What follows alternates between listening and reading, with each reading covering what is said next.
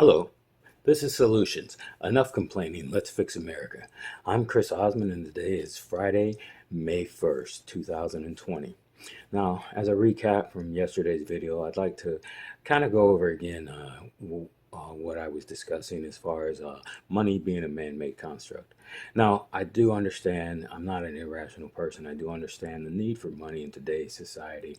And I do understand that currently that is the system under which we live uh, for the most part around the world. But some of the things I'd like to point out to people is how money is perceived, and some of the things that we all need to realize about money. First off, if you took all of the religions around the world and combined them, money would still be considered a greater salvation than all religions on the planet. Now, if you don't have a problem with that, that's fine. I'm not a very religious person, but I do have a problem with people having so much faith in something that causes so much harm. And that's the problem with money right now. It does cause a lot of harm in our society because of the way our economies are set up.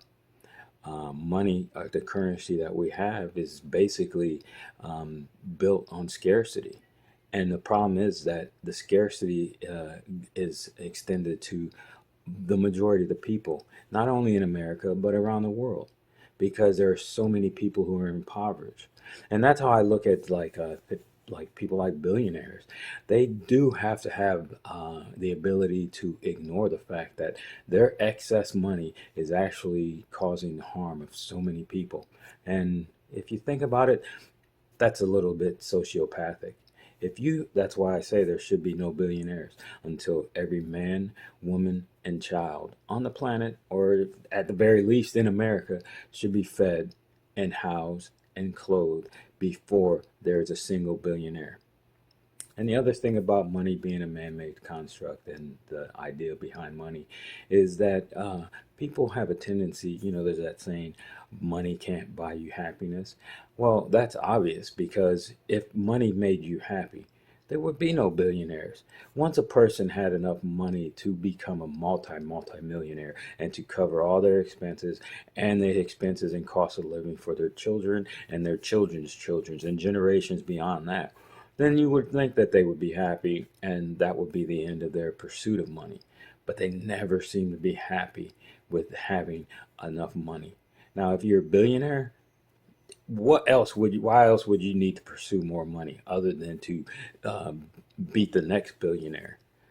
But as far as it making you happy, there's no way that any of them can claim that that makes them happy. It makes them secure, obviously, but even that, your security is not relying upon you having billions of dollars. It's $1 million or $2 million or $3 million. It seems like that much should provide you enough security, at least for the rest of your life, if not the lives of your kids as well. And given good investments, $1 million, $2 million, $3 million should have been enough to suffice. Should have been sufficient for people, for the majority of people. Think about it. Just a few decades ago, or a decade ago, $1 million was something that could sustain most people's lives, especially people retiring. If you retired with $1 million, you were set for the rest of your life, 20, 30 years, whatever that may be. But then, now all of a sudden, we're talking billions. And even worse than that, we're talking trillions. I mean, the money supply is in trillions and trillions, and what's next? Quadrillions? Are we soon going to be talking about quadrillionaires or the trillionaires that live in any economy that's worth trillions of dollars? Come on, it doesn't make sense. None of it makes sense. The whole entire Earth is in debt to the tune of $250 trillion. How does that make sense to anybody? Who do we owe that money to? Aliens? I just don't get it. I don't understand that. It seems as if Earth owes that much, we should be able to forgive our own debts. And for those who hold those debts against other people, those people should be ashamed of themselves as well. Because I don't care how much philanthropy you have. Bill Gates is giving you all this money, giving billions of dollars away. We don't need that, because there's still starving people. What has Bill Gates' charity solved? And then you also hear about his charity actually being a function of his future investments as far as where he plans to make money. So he'll donate to those societies to help them out so that he can also get money in return to the tune of much more than what he's donating. So anyway, um, philanthropy from billionaires. What's the point of that? That's like feudalism. What do we have? Lords and ladies of that govern over us now, and whatever pittance they give us is should be good enough. Anyway, like I said, we need to reconsider how we view money because it's corrupting, it's corruptible, and it's not helping, it's not making life any better. I've talked about how more and more money is going to fewer and fewer people, and it's been documented. I mean, Forbes has their annual rating of the 100 or 400 richest people or whatever, and the percentage of money that those rich people were getting has gone up year after year, decade after decade. I think in the 70s, the richest 100 people were getting like 25% of all the income. And then in the 80s, it was 33%. And now it's well above that. So, what is it gonna take for people to realize that those who are in charge of the monetary system are not looking out for our benefit? Because eventually, say it gets to 95% of all the income ever earned in America goes to the 1%. How does that have any value for anybody else? Anyway, maybe it'll get there soon enough and we'll turn away from that. So, in that instance, the solution that I offered were things like gold and Bitcoin because they do hold their value, they do fluctuate, but when people start to realize that the US dollar is on its last legs, they will start turning to those as stores of value. And people that sit there and say, "Oh, it's a digital current, Bitcoin's a digital currency." Well, the dollar is a digital currency. There aren't enough physical dollars to actually hand out to people right now. It's all in the computer. So what's the difference? Other than the fact that the dollar can be manipulated by the Federal Reserve, who's printing up trillions of dollars to give away to the rich people. That's a manipulation where your money becomes worth less and less as the trillions of dollars pours into the economy. Anyway, so the next topic I'd like to discuss,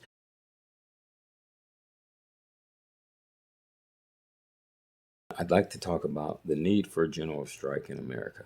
Now, with Amazon workers and Walmart workers all talking about that they're going to strike, we need to support them. The people of this country need to go out and use the power that they have now because it doesn't come around that often that we end up having such overt power that we have right now. People need to stand up and they need to strike in solidarity with those workers at Walmart, with those workers at Amazon, with all those other people who are under threat of their lives because those companies are not providing the safety measures that should be provided during this pandemic. Think about it. Amazon they fired a guy because he was willing to tell his co-workers in the distribution center that they were working side by side with people who had tested positive with the coronavirus. The company's policy was to only tell the people about these people, the people who tested positive coronavirus. They were only telling them after those people's doctors had provided the paperwork saying that those people had tested positive for COVID-19. Now, um, the information was already available, and this gentleman who worked for Amazon, he had been in the meetings where the management was saying that they shouldn't, tell people that they're working side by side with people who were infected or had tested positive, and he felt that it was his duty to go out and tell the people that they were testing positive.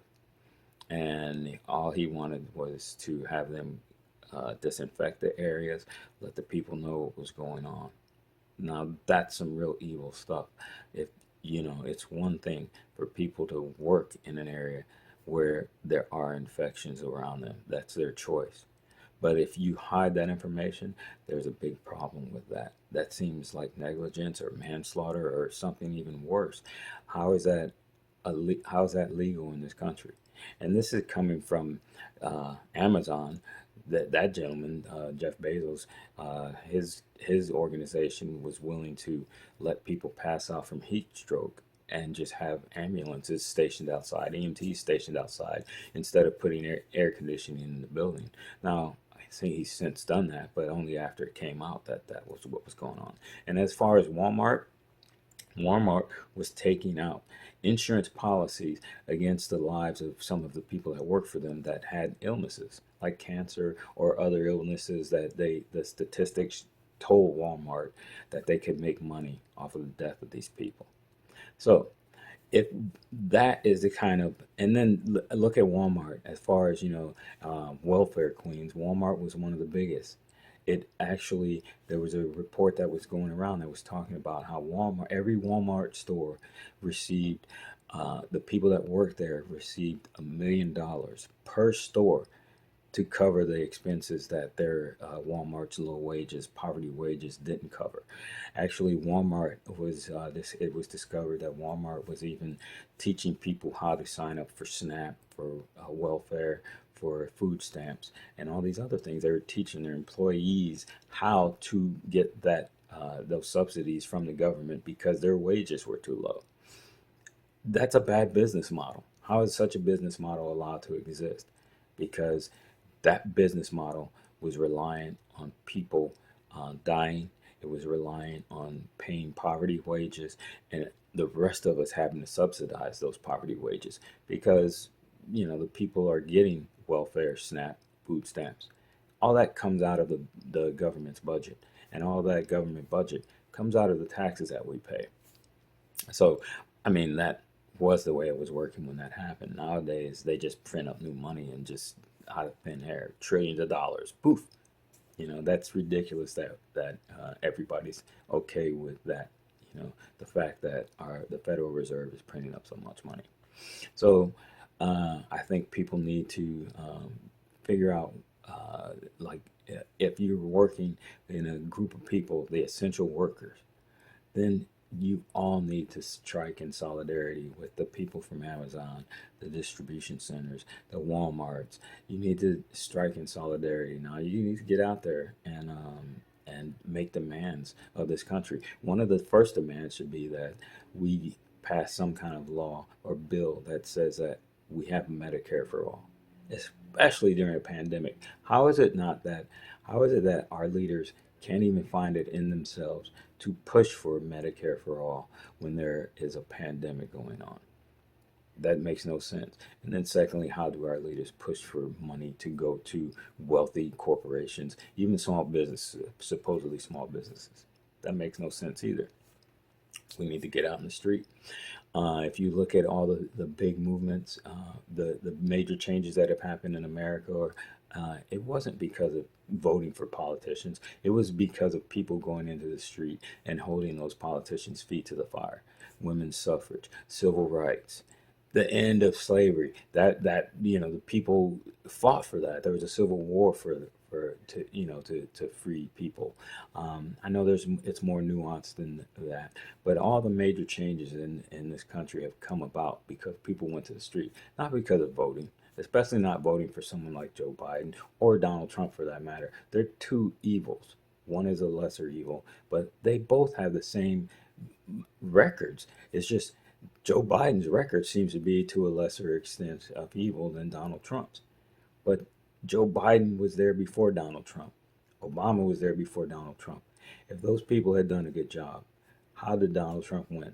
So there's a problem there.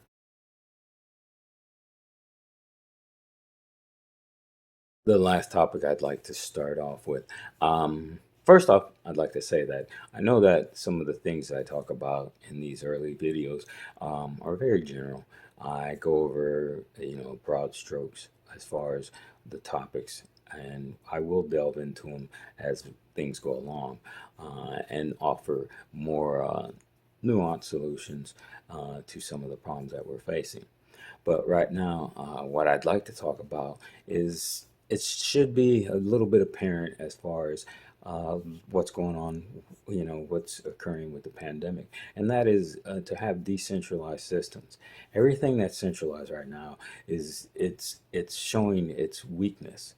It's showing that the systemically we have a weakened system because everything is centralized.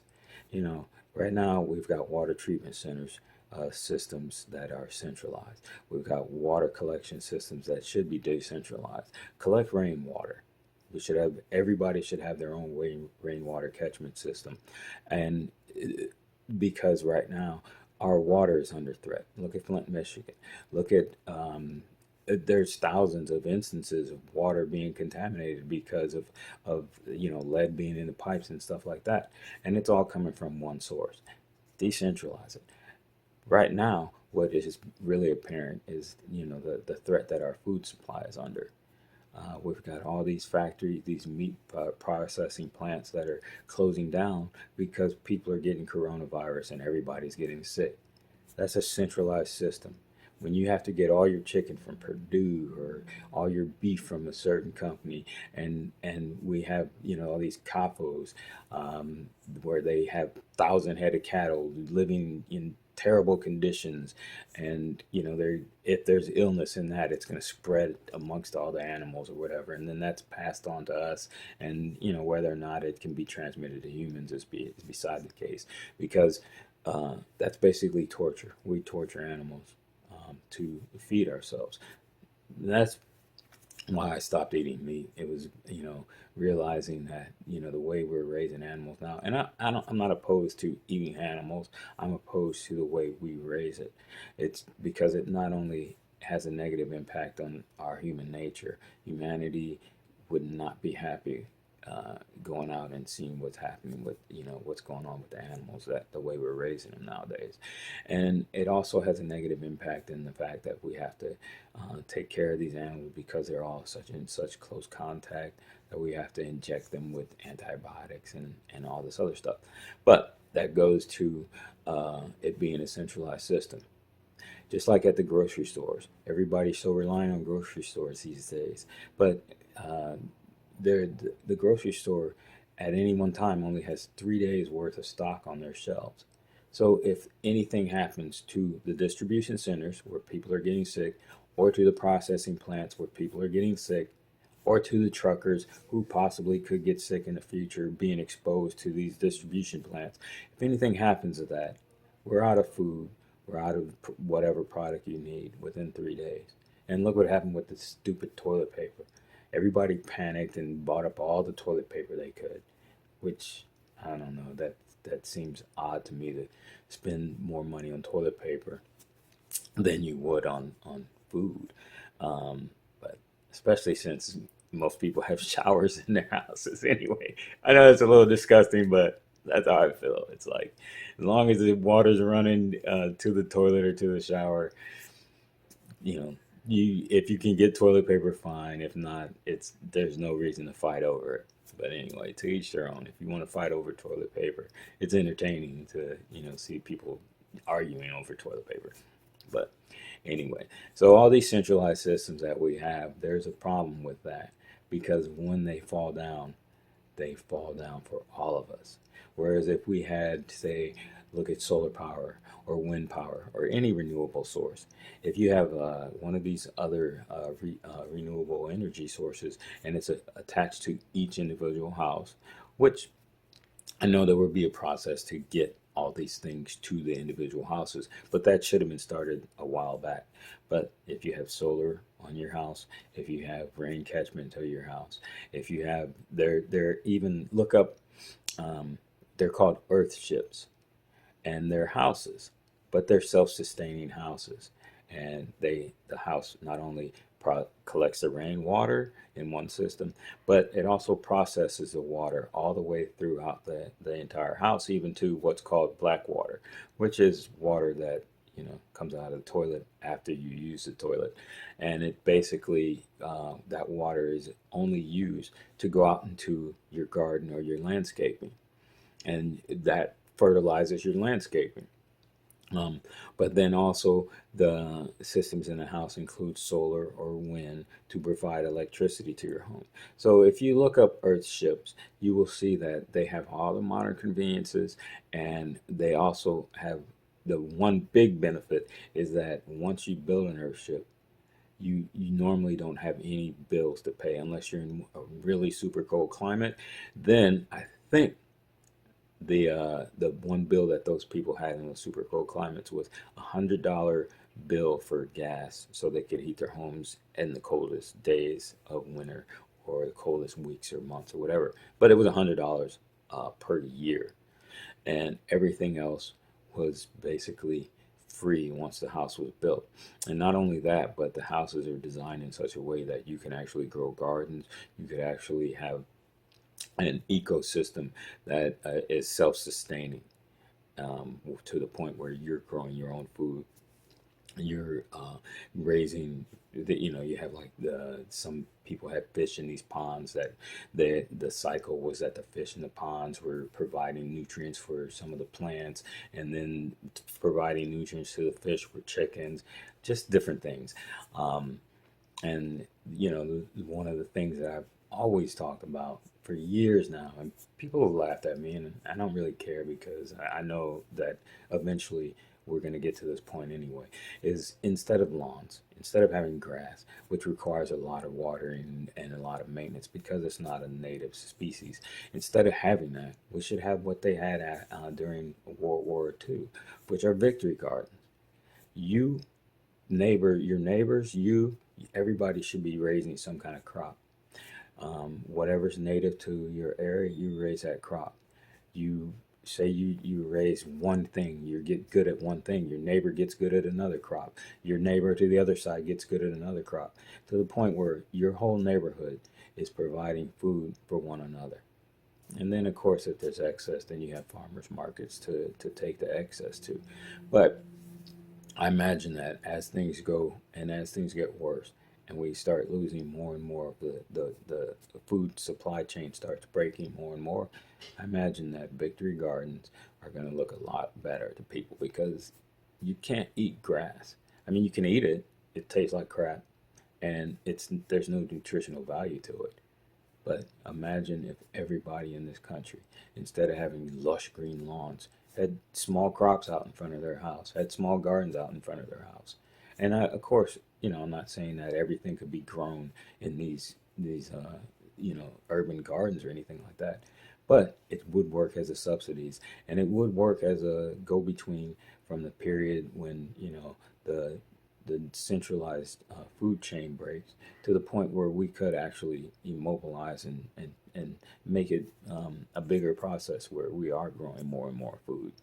So um, just having centralized systems is not a sustainable way to live. It profits. It helps those who the few make more profits. It doesn't help society in general. So it's something that we need to get rid of. It served its purpose, and now it's time for us to change because we can't live in the imbalance that we live in regards to this planet anymore. It's no longer sustainable to do the things that we do, especially in America. There's been reports that talk about America, if America continues on its consumption, we would need two planet Earths. Anyway, again, this was Solutions. Enough complaining. Let's fix America. And I'd like to thank you for joining me today and hope to see you tomorrow. Bye.